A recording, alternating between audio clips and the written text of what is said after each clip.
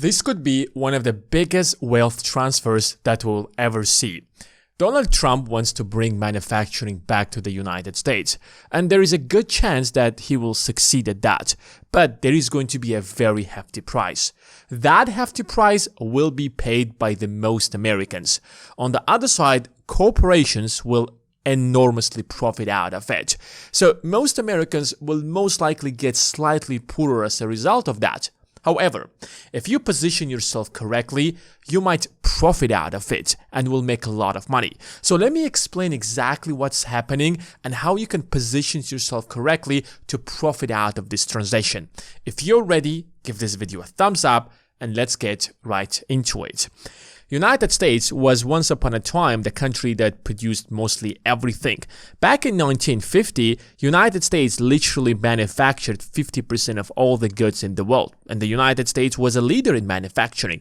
It produced most of the cars, electronics, steel, chemicals, aerospace, and until 1970, it was known as the golden era of manufacturing. However, that number began to drop over time, and by 1970, that percentage was already 30. Over time, it kept falling down. By the year 2000, it was 20%, and today it's only 16%. So if you look at the United States and you compare it to the rest of the world, you'll suddenly be shocked that China manufactures twice as much as the United States. And it's the only country that outsmarted or outperformed the United States. Other countries, such as Japan, Germany, they manufacture much less than the United States. Japan about 7%, Germany about 5%, India 3%. So the United States might not be manufacturing much in the world, but if you compare it to the rest of the world, then 16% is actually good. And you have to understand the difference between 1950 and 2025. This is when the entire world was destroyed. Japan was destroyed, the European Union was destroyed, South Korea was destroyed, everybody was destroyed. Today, that's no longer the case. There hasn't been a world war since 1945. However, the nature of the US economy over time has changed. And because the United States is a capitalistic society and the economy is a capitalistic economy, people are profit driven. So most people would go and start a business where they can make most amount of money possible. If steel is no longer profitable, you won't see much people doing business with steel, producing steel. For example, it's much more profitable to produce a car instead of a steel. And that's why a lot of business people wouldn't go and start a steel business, but people still produce a lot of cars in the United States. And that's why United States economy changed and evolved over time. For example, United States leads the world in software because that's where you can make most of the money. If you pull out the S&P 500 today, you will see that the world's largest companies that literally make a third of the S&P 500 are literally the top 10 technological companies in the US. And nobody in the world has such companies. Let me ask you, how many software companies do you know from the European Union? I doubt that most of you can point one. How many software companies do you know from Japan or the United Kingdom? You can point some from China, of course, but that's pretty much about it. Cloud computing. Companies such as Google, Microsoft, and Amazon have a complete monopoly. I don't think anybody could even come close and compete with the United States. And profit margins here are much higher. You have to go and you have to spend so much money, pay a lot of money to people to work on those steel industries, and your profit margins are going to be very, very tiny. Cloud computing, it's much easier business, and your profit margins probably gonna be like 50 to 80%. AI. A lot of companies today moving into AI because you could make a lot of money. Tell me, how many AI companies can you name from the European Union? Not a single one. How about Japan? How about United Kingdom? Yes, you can name from China, but again, that's pretty much about it. In the US, we have ChatGPT, we have Grok, and I think the number of AI companies right now are literally exponentially growing day by day. Finance. I don't have to tell you how the United States controls the global finance. So US banks, US financial companies have a strong grip over the global economy, and they control more than 50% of that industry. Media. Do you think people around the globe watch German movies or French movies or Chinese movies or South Korean movies? Of course not. But making movies is much more profitable than making steel. And that's why the nature of the US economy over time has evolved. And these are the industries, for example, that the United States completely dominates, and not a single country around the world would even come close to the United States. There's simply one Hollywood around the world, and the rest of the world watches American movies. There are very few people who would watch South Korean movies or Chinese movies or French movies. But how about manufacturing? That's the main question. Bringing manufacturing back to the United States is a very difficult thing to do. But what if I told you that there is still a lot of manufacturing in the United States? And the United States is literally a manufacturing powerhouse even today, even though that a lot of people don't believe that. Let me give you a few examples. United States produces 40% of aerospace manufacturing around the globe. Companies such as Boeing, Lockheed Martin, they produce planes, they produce fighter jets, F-15s or F-16s, and a lot of other engines for planes. How many companies or how many countries across the globe can produce planes? And when you're flying a plane, it's either going to be a Boeing or an Airbus. When it comes to pharmaceutical products, United States manufactures in the US 30% of all the manufacturing pharmas across the globe. Companies such as Pfizer and Johnson & Johnson, they have manufacturing plants all across the United States. So those pharma products being manufactured in the US and being shipped to the rest of the world. And because when you do the research and development and you produce those drugs, you're going to have a very high profit margin. Even if you sell them at a lower price to other countries, you're still going to end up with a very big margin. Now, compare that to Nike that sells shoes. If Nike will bring shoes manufacturing to the United States, their profit margins would go to zero. They will be making a loss on every single shoe that they will sell. And that's why Nike shoes are being manufactured somewhere there in Asia. God knows where, I have no idea, to be honest. But Pfizer and Johnson & Johnson can manufacture their drugs in the United States. Take medical devices.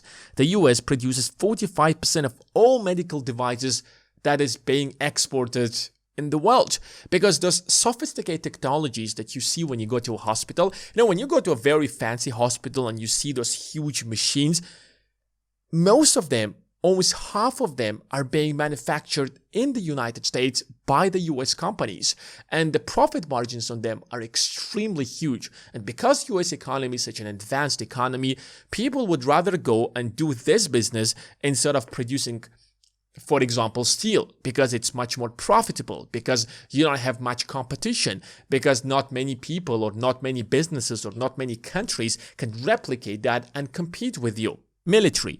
Well, this is a no-brainer. Everybody knows that US military is the best military in the world, and the United States literally, the US is responsible for 40% of global military exports. It's not France, it's not Germany, it's not South Korea, it's not Russia, it's not the UK. It is literally the United States. And most of that is being manufactured right in the United States. Semiconductors. 55% of all semiconductors are being designed by the US companies. Now, US can theoretically bring that manufacturing back to the United States, like they're doing right now. Even before Donald Trump, I think with Biden's Inflation Reduction Act, they provided subsidies to companies such as TSMC to shift all of that manufacturing of semiconductors from Taiwan to the United States. The US could have done it a long time ago, but it wasn't simply a priority. Because back in the days, those semiconductors wouldn't be as advanced as they are today, but now it have turned into a very, very high technology thing. Because NVIDIA, for example, their semiconductors and GPUs are powering the entire AI. So the United States clearly has a very strong manufacturing base anyways. And these are just a few examples that I gave you just to illustrate the point. Now, what I want you to understand is that this is Donald Trump's plan and how it's going to change the dynamic of the market. See, when you have a currency, that currency could be strong or that currency could be weak. And the way we measure it is in relation to other countries. Now, a weak currency doesn't mean bad, and a strong currency does not mean good. It literally depends on what you're trying to do. When you have a strong currency, importing things from other countries becomes much cheaper. So by strengthening the dollar over time, you are making American consumers wealthier. Now, Americans with a single dollar can buy more. So if you, for example, make $50,000 and the strength of the dollar became stronger, now you can buy more things that are being imported from the rest of the world. It might not influence you much to buy things that are being manufactured in the US, but the United States imports around $4 trillion worth of goods, which means that buying those imported goods will become much more cheaper. On the other side, if you have a strong currency, it is going to make exporting things much more difficult, because now your currency is stronger against other currencies and you're exporting your products from the United States to those countries. Now, your goods in those countries are going to become much more expensive. And that's why as the US dollar became stronger and stronger over time, it became unprofitable to produce stuff in the United States that do not have high margins, that people are not willing to pay. And that's why you can manufacture medical devices in the United States, but you can manufacture shoes in the United States because you would have to increase the price of that shoe. And that's why if you want to sell a lot of those shoes, especially if you want to sell them all across the globe, then maybe manufacturing them in the United States wouldn't be the best of the ideas. And over the last 6 months, the dollar has weakened by about 10%. That means that importing things to the United States now is going to become a lot more expensive. And that means that if you have, for example, if you make $100,000, now your $100,000 can't buy less things because the price of imported goods are going to become more expensive. And you have to understand that this is Trump's strategy all along. And I'm not trying to put words in his mouth. This is exactly what he has been saying all along, that the dollar is very strong. We have to weaken the dollar so that we can compete with other countries when it comes to manufacturing. So here is the strategy. We're going to weaken the dollar, which means that exporting things from the United States is going to be a lot more cheaper. That means other countries will find it cheaper to buy American goods. Plus, Donald Trump has struck deals with Japan, European Union, and many other nations so far, where the United States will have a 0% tariff. Prior to Trump, those countries had tariffs. Now, there is not going to be any kind of tariff. Even with India, I'm not sure who's going to be the final deal with that country, but they're going to have a 0% tariff for American goods. There is going to be 0% tariff in Japan. There is going to be a 0% tariff in the European Union. So if you combine both of these, on one side weaker dollar and not a single tariff being imposed on any US goods, that means that now exporting stuff and manufacturing things in the US will become much more attractive, because even if you manufacture them in the US, you can sell them at a competitive price to the rest of the world. On the other side, Donald Trump is imposing tariffs on literally every single nation out there. And that means that foreign goods in the United States will become more expensive. You want to bring that car to the United States? You want to bring that technology to the United States? You want to bring that plane to the United States? You want to bring that gadget to the United States? You're going to pay a 15% tariff. You want to bring that drug to the United States? You will pay a tariff. Now, what does that do to the market?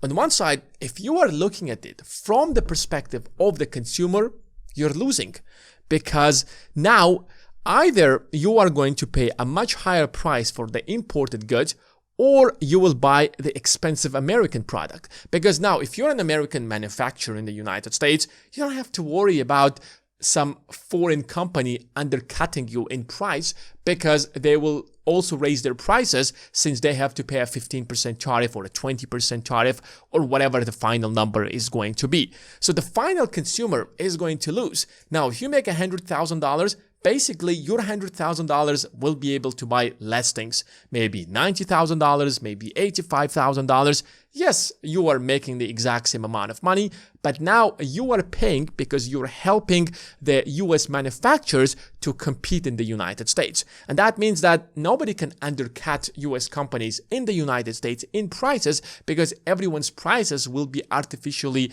increased by the government. Over the last 6 months alone, the dollar has already lost 10% of its value. And we are going to have another plus 3 years of this thing happening. This is just the beginning.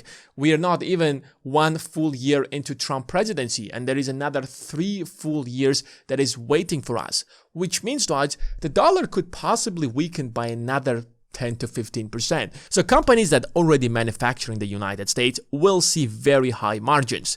They will have less competition from foreign companies, they will see their revenues jump, they will see their profits jump, and they will see their stock prices jump as well. And that also means that they will also sell more outside the United States. There are countries, for example, the European Union, they have agreed to impose 0% tariff on the United States.